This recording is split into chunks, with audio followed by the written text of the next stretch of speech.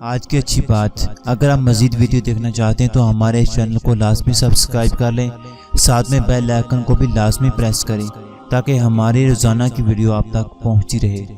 اور اگر آپ کو یہ ویڈیو اچھی لگے، ویڈیو کو لائک اور اپنے دوستوں کے ساتھ بھی ضرور شیئر کریں۔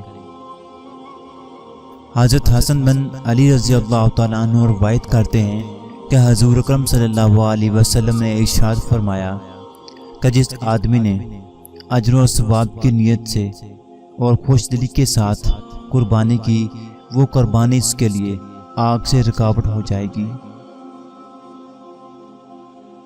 فرمان مصطفیٰ صلی اللہ علیہ وسلم، انسان بقرہ عید کے دن کوئی ایسی نیکی نہیں کرتا جو اللہ کو خون بہانے سے زیادہ پیاری ہو۔ یہ قربانی قیامت میں اپنے سنگوں، بالوں اور کھروں کے ساتھ آئے گی، اور قربانی کا خون زمین پر گرنے سے پہلے اللہ کے ہاں قبول ہو جاتا ہے، لہذا خوشی دلی سے قربانی کیا کرو۔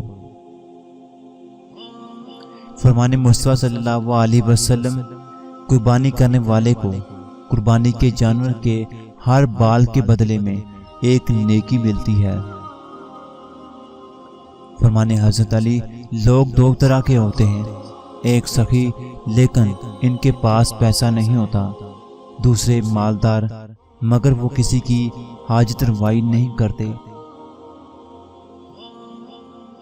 اس ویڈیو کو شیئر ضرور کریں، ہو سکتا کہ ایک شیئر سے یہ بات کسی کے دل میں اتر جائے۔